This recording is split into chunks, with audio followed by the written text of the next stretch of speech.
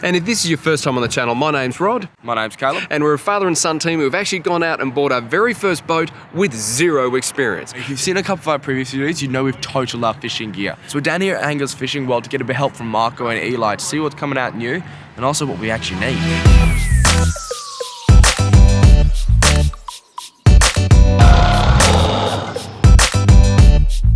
I don't know how far you want to go. There's a new Yeti I want to show you. By the time we get our fishing rods, I think we need to get Yeti, but not a cup. Firstly, Tim, what type of rods are there in Australia so I can work out? Is there different? I know there's beach rods and so on, but there's just so much to choose from. There's a few different blank types as well. So you have graphite, carbon, and glass. Yeah. So glass are the easiest in terms of less likely to snap the tip. Yep. Your daughter, you said your daughter did. Yep. But they're not anywhere near as sensitive as a graphite. These ones, most glass tips will have a glass tip. Yeah. And you'll see that they have a lot more sensitivity in the top normally, and then they're very powerful in the back. Whereas graphite are generally a more parabolic action. Yep. Which means the whole blank loads evenly. Gotcha. Now, I think, if my memory serves, the large ones we bought with a pen, Yep. and I think it's the glass tips, mate. Okay. And so you just wanted something a little bit lighter. You got it, mate. So in other words, not as light as I suppose the squidger, but we've even, funny enough, got the blue line and the blue things. That is actually the one Yep. that we snapped. Okay. And did you want it to pack down 2 pieces or 1 piece, or does it matter too much? What is the perks? The benefit of a 2-piece is travel.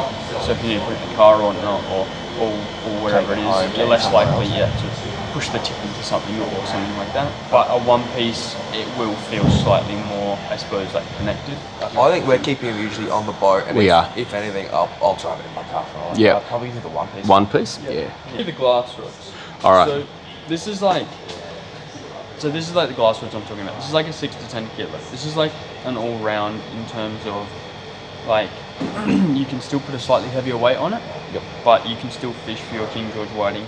You'll see the tip is very soft, but then you have heaps of power in the bottom. So there's a heap of sensitivity in the tip. Yeah, you can feel it. It's But very then you've loose got there. But heaps as of soon as power. you... Okay, damn. So it sort of gives you that ability to do a lot of things with it. With graphites and stuff, you don't want to go past that 45-degree angle. Yeah. It's what they call high sticking. And what's that, mate? Is that the pen, is it? Yeah, correct. That's the pen? So then you go to your graphites. So there's a heap of graphites. Every brand does a graphite. So these ones here, so these are all graphite, and these are graphite but with a glass head.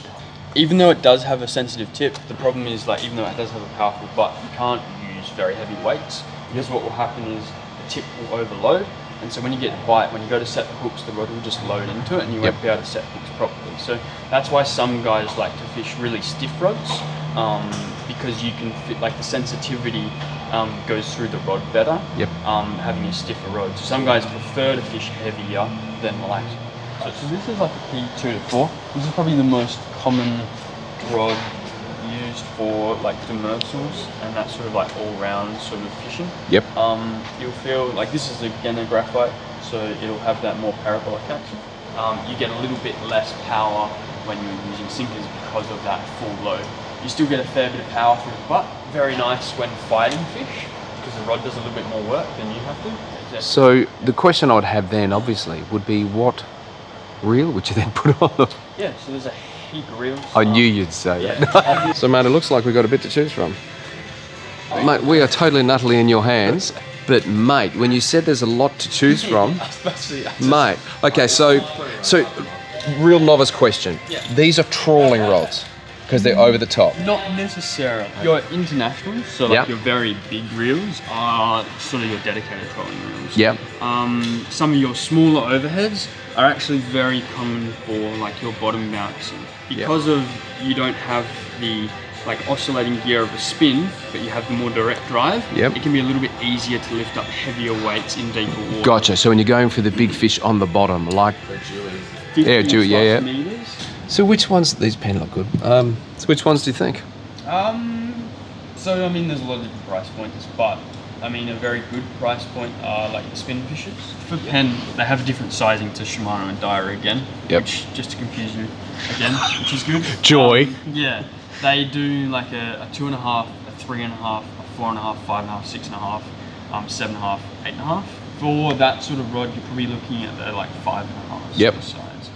So, mate, those numbers you were giving us, is that like the size of what size of the rod or the reel? Or Yeah. the... So it's sort of, I suppose, is a rough idea and gauge on the body size and the spool size. So this is a 6,000. I'll grab the rod as well. Yeah, yeah. This is your sort of, I suppose, on the more like budget-friendly side, and this is your more premium side. They do their most premium, which are their authorities. But are you doing a lot of fishing or like a fair bit of fishing? Fair bit of fishing, yeah.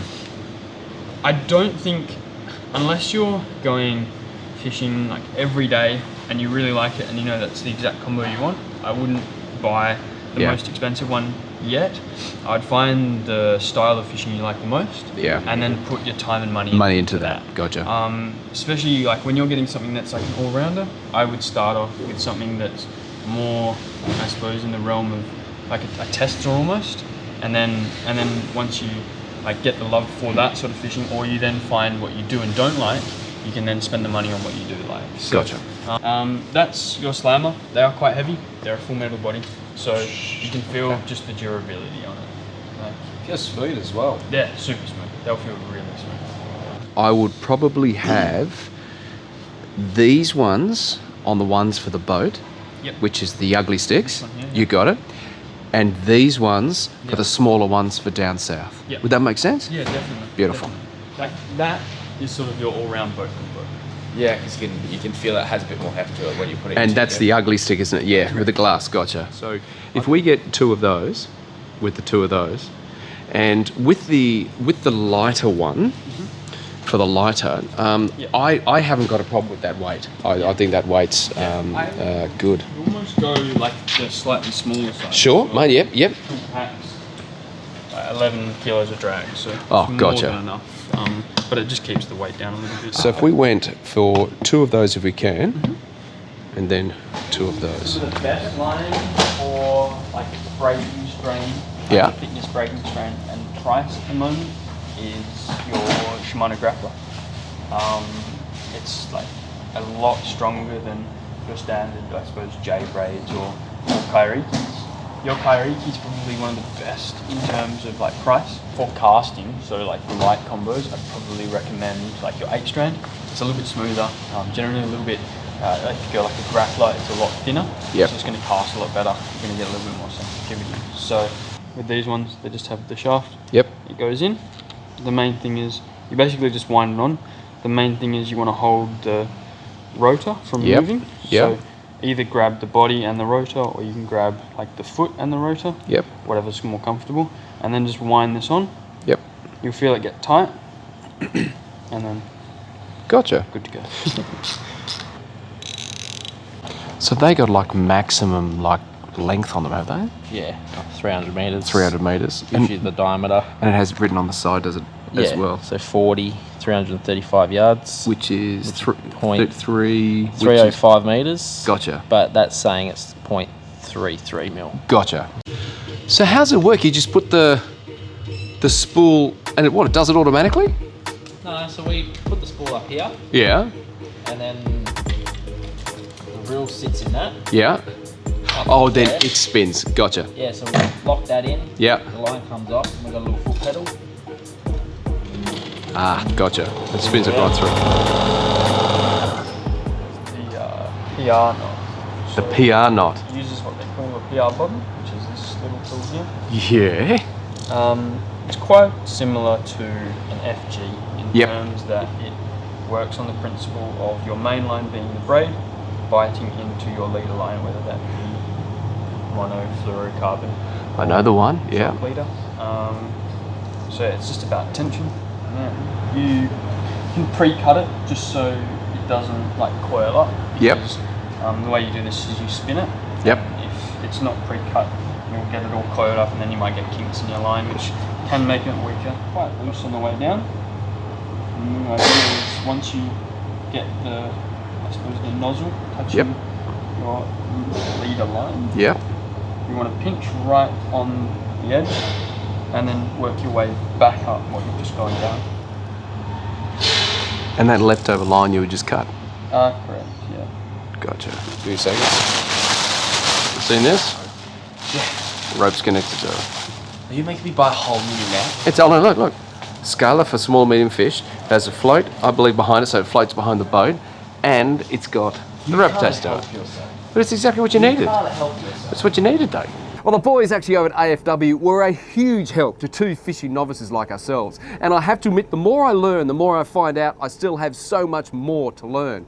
We're actually on the back of Boston here, starting the engines because we're going back out on the water on Friday. And I absolutely cannot wait. We get to bring out Brandon for our very first time going fishing. Well, not fishing, we're going squidding. But the difference is Yeti's just let us know that this bucket right here doesn't get stained by squidding. And we're certainly going to go out and test it. Apparently you can also stand on it. I think it's going to be a scene.